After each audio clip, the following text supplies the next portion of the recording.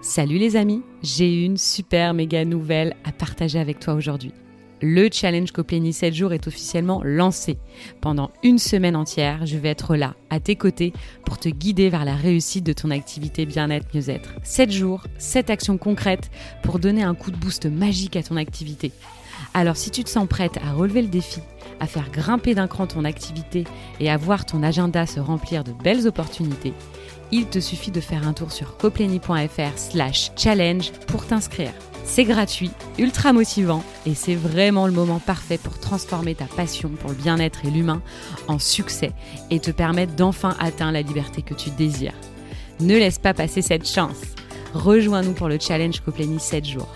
Rendez-vous sur coplénie.fr/challenge.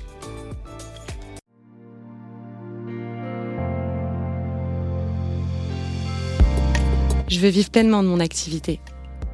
Je veux être libre. Je veux vivre en abondance. Je veux me sentir légitime. Je veux aider un maximum de personnes. Je veux apporter du bien-être au plus grand nombre. Je veux avoir des résultats rapides. Je veux que les gens reconnaissent mon super pouvoir. Je veux avoir un impact positif sur le monde. Mais au fait, comment on fait pour arriver à tout ça ? Bienvenue sur Wellness Impact, le podcast dédié aux entrepreneurs du bien-être et du mieux-être.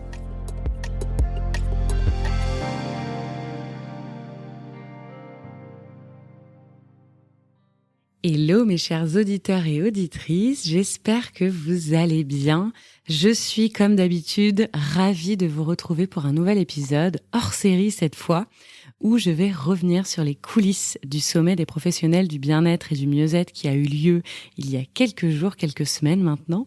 Et j'avais envie de vous livrer un peu les secrets, les coulisses, le backstage de cet événement qui a été un vrai succès, mais aussi un vrai casse-tête. J'avais vraiment envie de vous donner le maximum de conseils si vous organisez des événements. Donc c'est parti. Alors pour vous remettre un petit peu dans le contexte, si vous n'aviez pas suivi cet événement, c'est un événement que j'avais souhaité organiser pour une seconde fois, une seconde édition, qui avait eu déjà lieu l'année dernière et que j'avais vraiment voulu refaire parce que le succès du sommet de la première édition avait été à son comble. Ça vous avait vraiment plu, vraiment amené de la valeur, des conseils, des astuces, des inspirations. Et il me semblait opportun de reproposer cet événement. Donc, mon équipe et moi-même, on s'est lancé dans l'organisation de cette nouvelle édition 2023, 5 mois avant le lancement. C'est une grande spécialité chez moi. J'ai souvent des idées, pour la plupart que je mets en œuvre, et pour les autres que je laisse pour plus tard. J'ai annoncé à mon équipe que je voulais réaliser le sommet des professionnels édition numéro 2, 5 mois avant le lancement, comme je vous le disais. Et donc, autant vous dire que c'était un petit peu la course. C'était la course parce que, entre la logistique, la communication, et puis bien sûr le recrutement des intervenants, il y a du boulot. Il y a vraiment du boulot. Vous vous rendez peut-être pas compte parce que c'est un événement qui est en digital, qui est 100% visio, mais ça ne veut pas dire qu'il n'y a pas de travail derrière. Donc pendant 5 mois, on a vraiment travailler à vous proposer un événement de qualité. L'étape numéro 1, ça a été de recruter les intervenants. Et les intervenants, il y en avait une 40aine, c'était le souhait que j'avais, pour que ce soit vraiment diversifié en termes de profil, de personnes, mais aussi en termes de sujets proposés, et pour vous amener un maximum de valeur et de variété pendant ces 3 jours. Le but du sommet, c'est de réunir les acteurs, les professionnels, les entrepreneurs du monde du bien-être autour d'un seul et même événement, ce fameux sommet, pour professionnaliser les professions du bien-être, mais aussi pour amener de la valeur, pour amener des conseils, pour vous permettre de vivre de votre activité. Et donc, rien de mieux que des intervenants de qualité pour y répondre. Les personnes que je voulais absolument qu'ils soient là, c'était vraiment les partenaires de Coplénie, ceux qui gravitent autour de Coplénie depuis 4 ans, qui créent l'écosystème de Coplénie, que ce soit des mutuelles, des organismes de formation ou encore des services qui peuvent vous proposer, je pense notamment à Créneau Libre.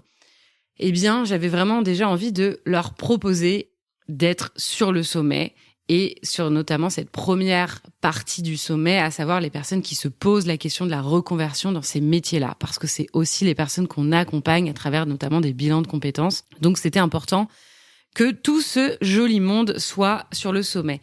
Et ensuite, j'avais à trouver les autres intervenants, des entrepreneurs pour la plupart. Et pour ça, il m'a fallu du temps, des recherches, à travers notamment les réseaux sociaux, les personnes qui pouvaient m'inspirer, les personnes que je connaissais aussi de loin ou même de près, et qui avaient envie de contribuer à cette professionnalisation, à ces conseils qui pouvaient être livrés. J'ai vraiment choisi à la personnalité, aux propos, à l'impact que ça pouvait avoir sur les hommes et les femmes qui allaient écouter ces conférences et ces ateliers en ligne pendant ces 3 jours. Et donc, ça a été le plus long. Évidemment, on réunit pas 40 intervenants comme ça en quelques secondes, en quelques jours. Ça m'a pris des mois. Ça m'a pris des mois parce que j'avais vraiment envie d'avoir au téléphone chaque intervenant. C'était hyper important pour moi. Et je voulais aussi que ces personnes puissent répandre, puissent avoir pour mission de vous parler de ce sommet à travers leur communauté. Donc ça a été la première phase qui a été importante et primordiale parce que c'est les intervenants qui ont aussi fait la valeur de cet événement qui me tient à cœur et vous le savez, je pense, vu comment j'en parle depuis des semaines et encore plus depuis que c'est terminé. La deuxième phase a été de créer un vrai plan de communication. On ne crée pas un événement, surtout un événement payant, en ligne, où il y a énormément de sommets aujourd'hui qui se créent, d'événements autour du coaching, du business, de l'entrepreneuriat dans le monde du bien-être. On ne crée pas un événement comme ça, sans en parler, ou juste en parler vite fait sur les réseaux. Ça prend du temps et surtout, ça prend de l'organisation. Je vous parle très souvent de l'organisation et de la priorisation. Et avec donc ma collègue, avec Amandine, ma binôme en communication, on a créé un vrai plan de com qui s'étalait sur plusieurs mois, plusieurs semaines, pour justement vous proposer le sommet sur plusieurs semaines et surtout vous expliquer en quoi ça consistait. Ce plan de communication, il est multicanal. Il ne passe pas que par les réseaux sociaux, mais il va aussi passer par notre site internet, par le bouche à oreille, par les discussions qu'on peut avoir tous les jours avec les praticiens, par nos mails. Il est multicanal. Et il ne faut pas oublier qu'un événement, on en parle. C'est un événement qui réunit des personnes, alors certes en visio, mais qui réunit des personnes, qui n'enlève pas sa valeur. Et donc, il faut en parler. Communiquer, ce n'est pas communiquer qu'en digital. On en parle et on en parle. Et c'est aujourd'hui ce qui fait le succès d'un événement comme le sommet, puisque on en a parlé absolument tout le temps. On a eu plus de 150 personnes qui se sont inscrites aujourd'hui à cet événement. On ne mobilise pas 150 personnes sur 3 jours de manière payante comme ça. Je le redis, il faut de la communication sur plusieurs mois, étalée sur plusieurs semaines, étalée sur plusieurs actions et surtout multicanal. Cette année aussi, en termes de com et en termes d'image, on a souhaité avoir une marraine, Isabelle Leyer, pour ceux et celles qui la connaissent. Vous pourrez aller checker. On a souhaité avoir une marraine parce que c'est important d'avoir une légitimité d'une part, mais de professionnaliser d'autre part. C'était l'objet du sommet. Et pour avoir une crédibilité. Et Isabelle a vraiment été généreuse, a prêté son image, ses réseaux, a communiqué sur l'événement. Et je l'en remercie d'ailleurs. Et on a vraiment souhaité que Isabelle puisse incarner le sommet à travers ses activités, notamment à travers ce qu'elle fait, ce qu'elle propose, ce qu'elle dégage, ses valeurs, pour dire ce n'est pas un énième sommet, mais c'est le sommet pour toi. Donc, j'en reviens à quelque chose de très important, qui est un petit peu mon 3e hack, mon 3e conseil actionnable, je dirais, c'est de bien expliquer la promesse de votre événement. Quel est votre objectif ? Qu'est-ce que vous garantissez ? Avec quoi la personne va repartir ? Tout ça, ce sont des éléments de com qui se travaillent, que nous, on a travaillé. Entre l'année dernière et cette année, il y a eu des différences, même dans notre communication, dans notre manière d'expliquer les choses pour que tout soit clair et limpide et surtout que les personnes aient envie de rejoindre cet événement. Et donc, on en revient à un point central, la promesse. La promesse, le positionnement, la proposition de valeur, appelez-la comme vous voulez, mais qu'est-ce qui fait que la personne va avoir envie de venir à votre événement? Que ce soit un sommet, un atelier, une conférence, peu importe. Qu'est-ce qui fait qu'elle va prendre sa carte bleue, payer l'événement? Eh bien, c'est la promesse, c'est le texte, c'est les arguments que vous allez lui donner pour qu'elle active le paiement. Si c'est un événement payant, évidemment. Mais c'est aussi la même chose si c'était un événement qui soit gratuit. Pour que vous puissiez déplacer quelqu'un dans un événement physique, par exemple, vous mobilisez une personne. C'est un peu comme le podcast, hein. Je vous mobilise un temps dans votre journée. Donc, il faut que ça vous intéresse vraiment, que ça réponde à un besoin ou à plusieurs besoins. Tout ça, ça fait partie de la stratégie de com quand on prépare un événement. Là, je vous donne des conseils. Alors, ils peuvent être en vrac. Vous connaissez un petit peu maintenant, pour ceux et celles qui connaissent en tout cas, mes épisodes hors série. Je vous donne des conseils qui sont à noter, qui sont à vous approprier. En tout cas, ça a été notre recette aujourd'hui pour réussir la seconde édition du Sommet des professionnels du bien-être. Et j'en suis ravie. La troisième partie, et non des moindres, ça a été la logistique. Quand on fait un événement en visio ou en physique, la logistique a son point important. Et je le sais vraiment puisque j'ai travaillé dans l'événementiel. Ça a été mon métier de cœur, avec la communication bien évidemment, mais ça a été mon métier de cœur, organiser des événements. Pour ceux et celles qui me connaissent et qui m'écoutent, ou mes amis, vous savez que j'aime organiser des événements. Et la logistique, c'est ce qui peut faire foirer complet un événement. Encore une fois, qu'il soit en ligne ou en présentiel. Alors le côté en ligne, évidemment, c'est de pouvoir animer 3 jours en visio avec des intervenants qui se succèdent, enregistrés sur un cloud. Tout ça, ça demande de la préparation.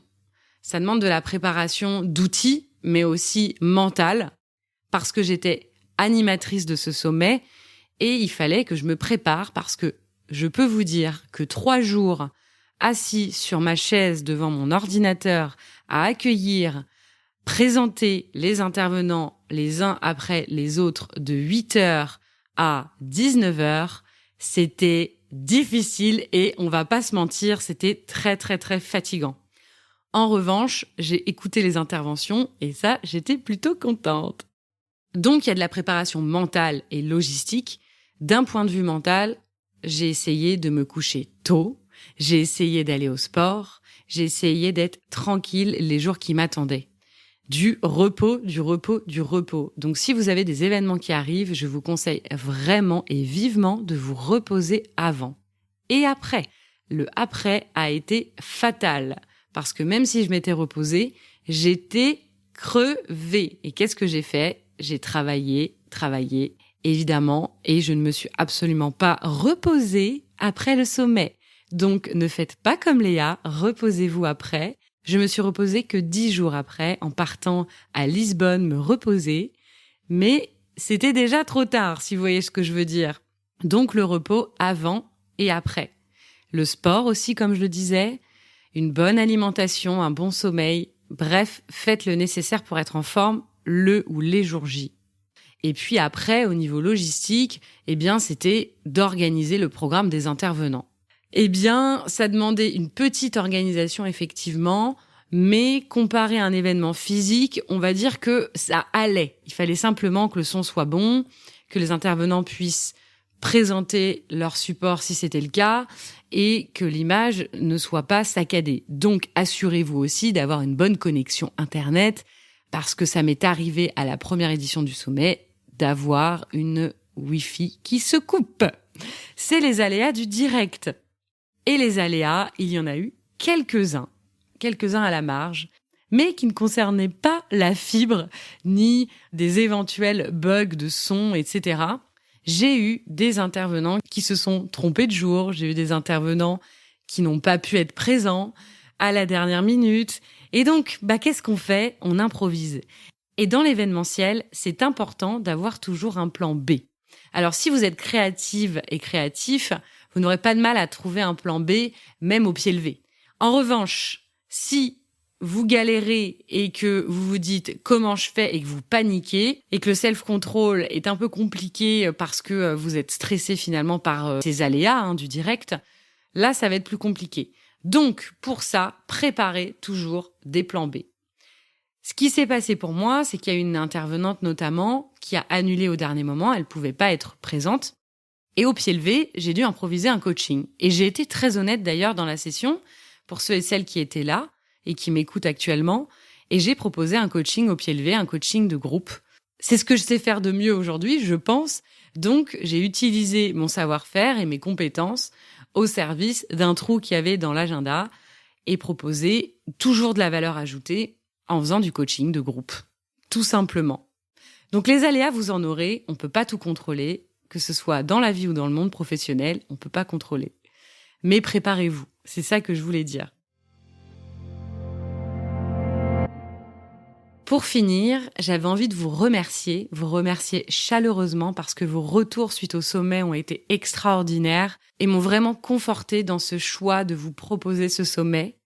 J'ai vraiment à cœur un jour peut-être de le réaliser en physique. Donc j'espère que vous serez au rendez-vous à ce moment-là. En attendant, j'espère que vous avez pris des notes si vous organisez des événements à venir. Et ma petite promo, parce que c'est important quand même que je vous le dise, pour ceux et celles qui n'auraient pas assisté au sommet, les replays sont encore disponibles. Foncez, c'est une mine d'or.